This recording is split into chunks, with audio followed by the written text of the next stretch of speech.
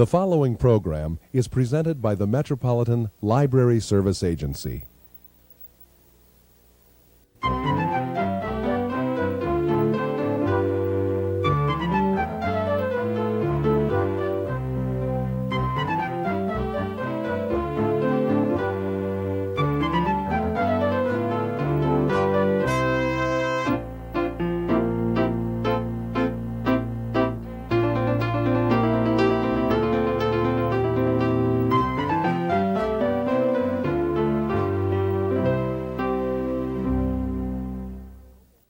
Hello, welcome to All About Kids, a program focusing on the interests of children and young people and some of the issues affecting them. Our topic today is discipline. Our guest, Dr. Marvin Ack, a noted child psychologist, has spoken extensively in Minnesota and across the United States. His experience working with families and children brings a particular expertise and focus to the subject of discipline. Dr. Ack will talk about the difference between discipline and punishment. His remarks are based on not only his experience, but common sense and a deep respect for children. Dr. Ack, it's a pleasure to have you on All About Kids today. Thank you. And we're going to be talking a little bit about children and discipline and some of the things that are going on with children in society. And I know you have some very strong opinions about what's happening to our children. Well, I think Americans are not particularly aware of our own image. I mean, for example, we think we love children, and we do. We love our own, but we don't love other people's, and we certainly don't love them in groups. You know, for example, Gretchen, there's more child abuse in this country than almost any civilized nation in the world. But aside from child abuse, which is really psychopathology, we hit children more than almost any society in the world. We depend upon physical punishment, despite all kinds of evidence that simply says not only that does it harm children, but it doesn't do any good. It doesn't work. I mean, if it worked, fine, we may think of it at least. But there's no evidence that hitting children really alters behavior very, very much. Most of the institutions that we have for children are not really based for children. For example, in most schools, 9 out of every 10 rules are made for the adults who work there, not for the kids. When we began Children's Health Center, we couldn't find a children's hospital anywhere in the country that literally geared itself to the psychological needs of children. Now, medically, they were magnificent, but they kept children separate. They kept them away from their parents. They did so many things that made everything worse. Convenient for the adults who are working with the children. Very, very convenient for the adults. One of the most damning things that I can tell you was that for years there had been a White House conference on children every decade, every 10 years. I think it ended in 1980. I'm not quite sure. But in 1977, a panel was formed to look at the needs of children, and there was a scientist from Columbia University who was put in charge. And after he began by looking at the first White House conference recommendation, which was in 1909, and found that something like 80%, 75% of the recommendations made in 1909 had never been enacted upon in 1977. And that was the sum and substance of his report. So we really have got a long way to go to help children and consider them. Why do you think parents in the United States are more violent when they are punishing their children or disciplining their children? I think that's more a question for a sociologist, but ours has always been an assertive society. We value independence. Let me give you an example of what I mean. I did some teaching for the World Health Organization, I think it was 1970 and 1973, et cetera, and I taught in Denmark, but I was teaching Danish European psychiatrists and psychologists psychotherapy. And they asked me to bring my own cases. At the end of the class, there were 3 different classes that I taught. They said, Dr. Ack, our children would not have had that problem. So I said, well, if a Danish mother would not have gotten upset, what sort of thing would upset her if she wouldn't have gotten upset with the kind of thing my patient had shown? And 3 classes, without any collusion, gave me the same answer. If a child tried to get too far ahead of his group, a Danish mother would punish him. Okay? Now, you had to realize that they had a socialist society, that the minimum income tax was 57%, and they had to raise children to be concerned about all others. But the very thing that we value, get ahead, beat the other guy, be in front, get an A, be number one in the class, all of that was downplayed in Denmark. So there are a lot of societal reasons why we are this way with children. But we are very abusive to children. I notice some of the library staff has commented that there's a lot more verbal abuse going on in the library, parents yelling at their children, parents humiliating children in public, which I don't remember happening a long time ago. And do you think that's parents' frustration, or? Well, I think, one of the things that I say to parents is that raising a child is the hardest job in the world. It really is a very difficult job. It's an extremely artistic job. And I have never yet met a parent who at some time or another didn't wish that the child would run away from home. Okay? It's hard, and there are going to be frustrations, and particularly in public. Your child does something and you get very worried about what other people are going to think, and you may do and say things to the child that you might not do and say at home. As a matter of fact, I think most of the time when we discipline children, we discipline them not because they're bad, but because they're children. For example, if you get a 3-year-old who has a friend and has a toy and he wants it, he grabs it. That doesn't mean he's a rotten, bad kid. It means he's 3 years old and he wants a toy and he lacks the control mechanisms that an older child might have when he says, would you let me play with it? But yet they'll get punished for that. See, for example, small children, let's take the preschool child, he's egocentric. That is, he thinks he is responsible for everything that happens in the world. He thinks that everyone thinks and feels as he does. And parents very nicely would say, oh, don't take the toy. Look how sad Johnny feels. Well, if Jim feels happy about the toy, he can't imagine that Johnny feels. Not. No, because he thinks everybody is like him. Okay? I've had many children years ago now, when I was seeing a lot of preschool children, who'd come into the office and hide underneath the desk. And then I would have to say to them something like, no matter how angry you are at me, I promise I won't be angry back. Because they assume that if they hated me, that I must hate them, and I'm so much bigger than they have reason to be scared. So very, very often I find that we're disciplining children simply because they're children, because they're boisterous, or because they're impulsive, or because they grab something, and those are not things that need to be disciplined. I think people have said that you need licenses for almost anything, a license to drive a car, a license to be a doctor, education to be a teacher, but anybody can become a parent, and most of us don't have always have the skills that we need. And most of us tend to parent the way our parents did. We'll say no, but if we look carefully, we tend to repeat the kinds of things that our parents did.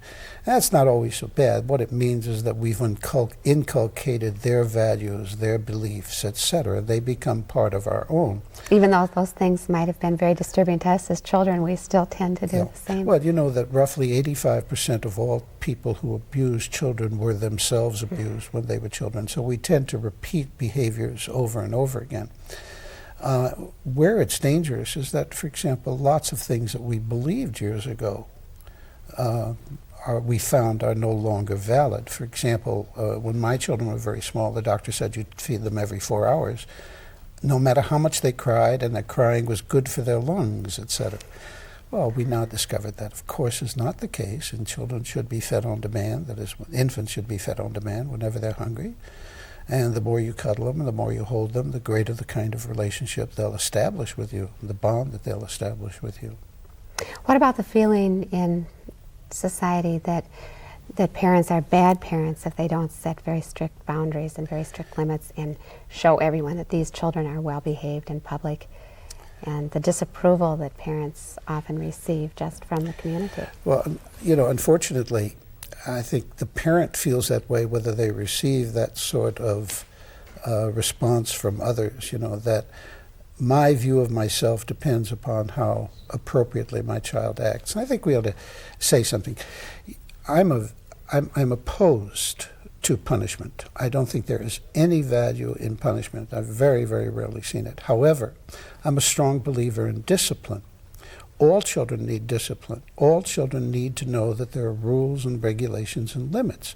The child needs to know that, look, here are some of the rules by which society lives, and if you don't do this, you won't be happy. People won't like you, friends won't like you, etc. So it's for your welfare that you learn these sorts of rules. Punishment simply says, I don't like what you did, I don't like you, you're a rotten kid, etc., etc. And if children start to believe this, if this becomes their view of themselves, then unfortunately they have to act in ways that are consistent with that view. So they then have to act ways that are bad, that are rotten, that are mean, etc. Well, what are some positive ways that parents can set limits and help their children to develop these social attitudes that they need? You know, I think any time a child does something, a parent has the right and responsibility to say, no, we can't do this, or we mustn't do that, etc. The child may want to. If it's a small child, then it's very hard to reason with. You simply want to take the child out of the circumstance. For example, a lot of times when children are misbehaving, a lot of times the best thing to do is to simply get them out of the situation. And this is one of the values of isolation.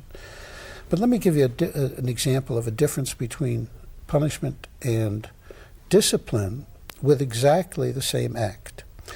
A child misbehaves in school and the teacher says, John, I'm so sick and tired of you doing this. You do it all the time. I'd like you to go out into the hall for 15 minutes. Okay? Another teacher may say, you know, I don't think this is the way you want to behave. Why don't you go out into the hall until you can come back and behave in a way that makes you proud of yourself? Okay? The second teacher is saying there's something about this situation that is overstimulating you, and I don't think you want to behave. I don't think you want to be a bother. I don't think you want to be annoying, you know. And go out and come back whenever you feel you are able to sustain the kinds of control that the class demands. Now you may say to me, but suppose the child did want to upset everybody.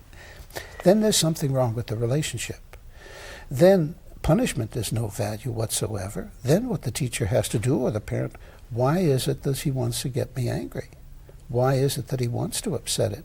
Because what to do will depend upon understanding what caused it. I mean, there's no magic in child rearing. There is absolutely no right or wrong way to do things. There are certain principles of child rearing that everybody adheres to. But no expert can come up and say, this is right and that is wrong. Well, that's something I think we see a lot in the library because there are so many books on child rearing. And parents seem almost desperate to have the perfect answer. And they don't seem, and I may be generalizing, many people don't seem to have confidence in their own ability to do the right thing with their children. Yeah. You know, I spent 10 years working with Ben Spock, and after his first book, the one lament he had is that people believed that they were not allowed to do anything with the children until they read his book. And when he rewrote it, he kept saying, do what you think is instinctively correct. Almost all parents love their children, and almost all parents want what is well for their children. And I think oftentimes they know an awful lot better than any expert. Nonetheless, we can help somewhat in helping them know what children are like rather than what to do. Gretchen, for example, I said the children are egocentric. Small children are also animistic. They think everything is alive. If they bump into a table, they're certain that the table knocked them down. And that's why they kick the table back? Because yes, and my mother used to come along and say, bad table, bad table. And I thought the furniture was after me for years, you see. But if you see that, you start to realize why there are such fears. You start to realize why the child needs rules and regulations. Children think concretely. They can't make an abstraction. So if you say to the child, you were tied up at the office, he says, how big was the rope and did it hurt, etc. And surprisingly, we talk to children in similes, in metaphors, in abstractions, without recognizing that there's little likelihood that the child understands what we're talking about. Totally foreign language. It is, particularly for the preschool child. So the more you know about how children think and how children reason and how children feel, the easier it is to deal with them. For example, the child, let's say between 3 and 5, roughly 80 to 85% all children have nightmares. Okay? The nightmare is always the same. It's a monster is after them, or somebody is going to come and kidnap them. All right? Now this really stems from their growing conscience. They become aware that there's something wrong with their own anger. But they don't want to say, I'm angry at Mommy and Daddy, so they project it. They say, Mommy or Daddy's angry at me. But even that is painful, so they then displace it, and they say, it's not Mommy or Daddy.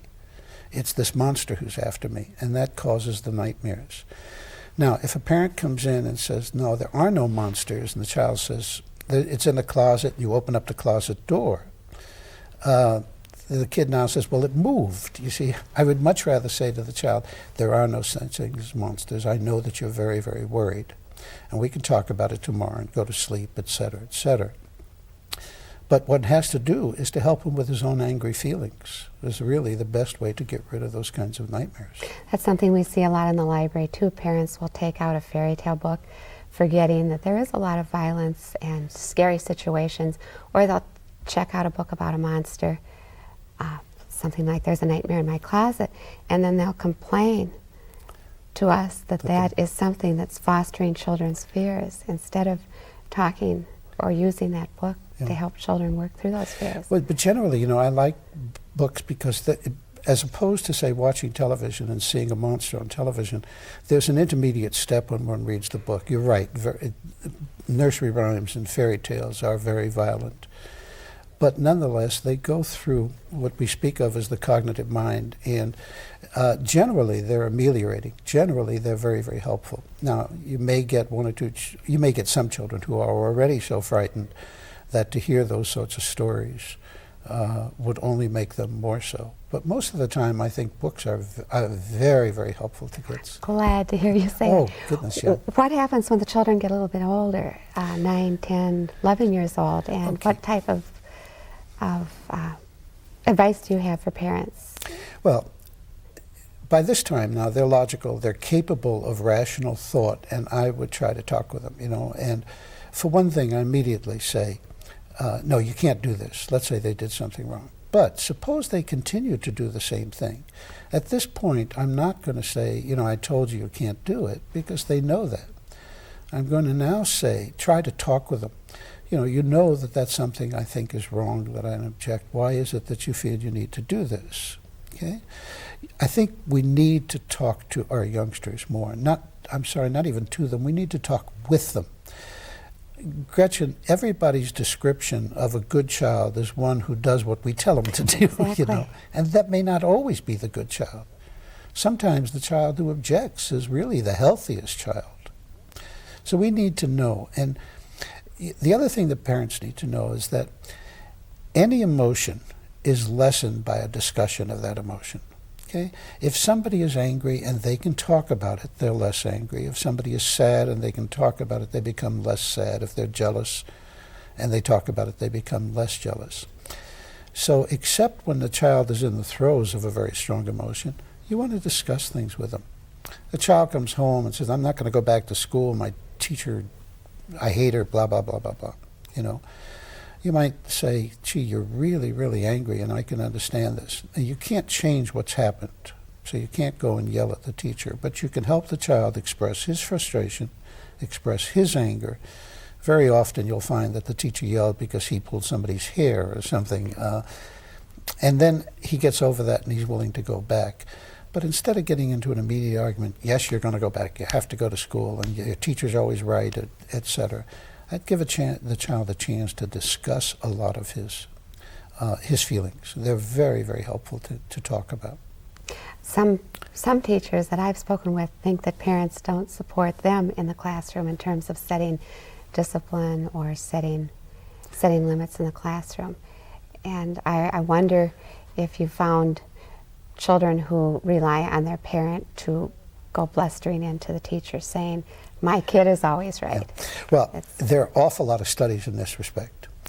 For example, the children who do best in school are children whose parents are involved in the school.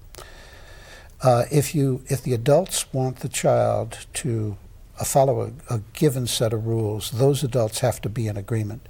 If the child feels that he can play one off against the other, he's the ultimate loser. Okay? So that for the child's sake, the parent and the teacher have to be in accord. Example, I would talk with teachers if they'd call their parents in.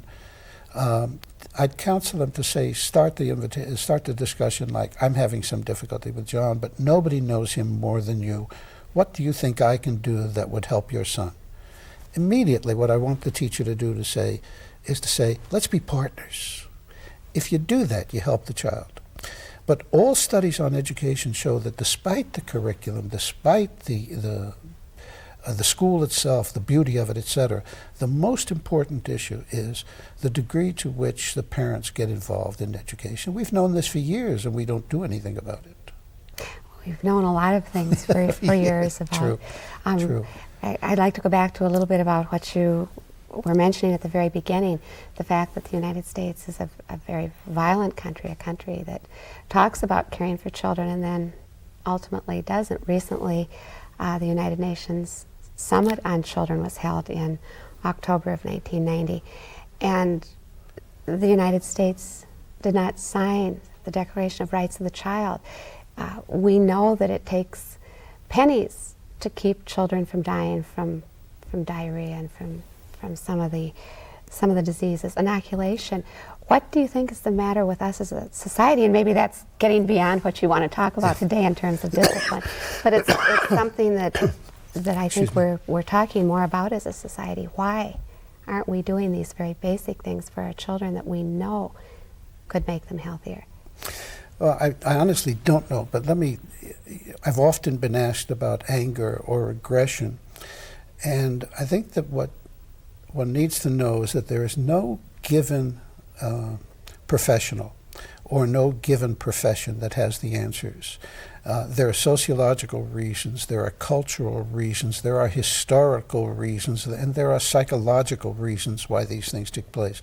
So when somebody comes up with a simplistic answer, such as to solve crime, all we need is more cops. That may be helpful, but that's not going to be the answer. Or somebody says, eliminate poverty. That will be very, very, very helpful, but it's not going to be the whole answer because there are a lot of other things that go in that cause us to do this. With you, I'm appalled that we didn't sign the accord. But I'm not sure that I would know, specifically why we behave in that way. But I don't think we like children very much. It's unfortunate. I think people sometimes think of children as a bother. Certainly, we do a lot of discussing in the library how to handle children in groups, and that brings up another topic. With most of our children being raised in some form of childcare, which is a group situation, how do you think that's going to affect them as they become adults? And obviously it has a lot to do with the kind of situation that they're in. Yeah. The first 18 months of life, what happens is that we now speak of bonding, or the child forms an attachment. Now, all children attach, Gretchen. The question is, do they attach positively? Do they attach negatively? And we can do studies now which clearly demonstrate what kind of an attachment the child has. But this very early period of life is critical. To the extent that the child has got a good, satisfying relationship with one or more adults, they feel comfortable in moving out and make relationships with others because they now sort of have an example. This is what happens. People reward you. For example, if a child's needs are met as an infant, surprisingly, these people grow up to be optimistic adults. Well, everything's going to be okay. I know it's going to be okay. And the child whose needs are not met grows up to be the pessimist, never sure that the world is there to meet his or her needs. I think the jury is still out on daycare. When it first became, so important to phenomena, we were all concerned about what it meant to take children away from their parents so young, and of course economics now demands very often that both parents work.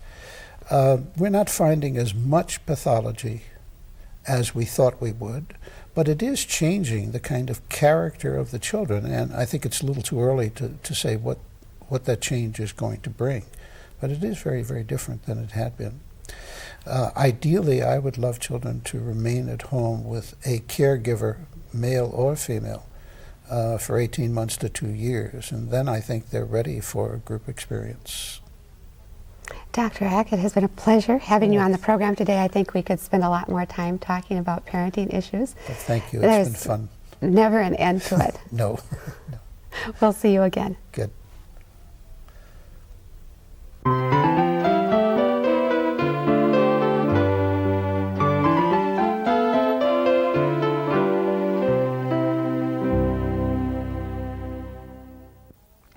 Borrowed Children by George Ella Lyon. A coming-of-age story, this book is set in the hill country of Kentucky and Tennessee during the Depression. Mandy, the oldest girl of a family of 5, soon to be 6 children, loves to go to school. She is desolate when she is taken out of school to run the house and take care of the new baby after her mother gives birth and becomes ill and is confined to bed for 6 weeks. Mandy does the best a 12-year-old can, but unrelieved household drudgery and too many sleepless nights walking a colicky baby take their toll. One day, in a fit of anger when she is admonished for asking for seconds before the menfolk have eaten their full, she throws the family gravy boat against the wall. Mandy's parents are quite cognizant of the burden they have had to place on her. To give her a rest, she is sent to spend the Christmas holidays with her well-to-do grandparents in Memphis and to visit her Aunt Laura. Certain that she wants to spend the rest of her life childless and carefree like her Aunt Laura, Mandy soon discovers that a drifting, aimless life, unfettered by responsibilities, can be as difficult to endure as one weighed down by too many. On the way home to Goose Rock, Mandy reflects on what she has seen of the world and how she feels about home.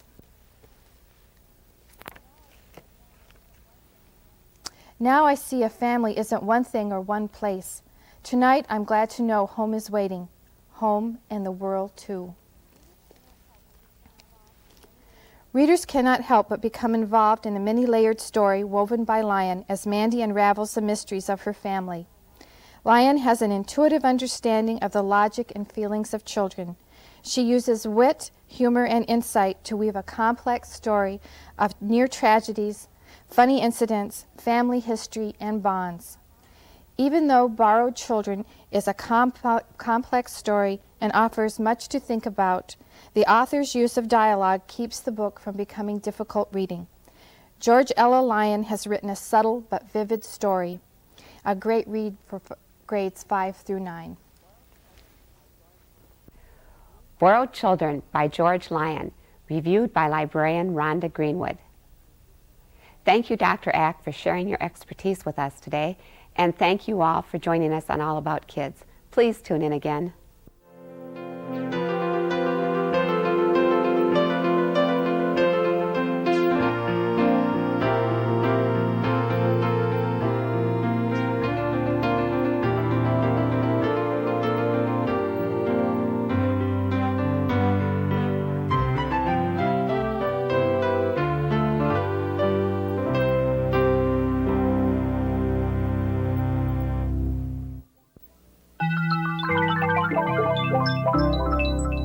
This has been a presentation of Hennepin County Library in conjunction with the Twin Cities Metropolitan Library Service Agency. We thank you for watching, and we hope you visit your public library often.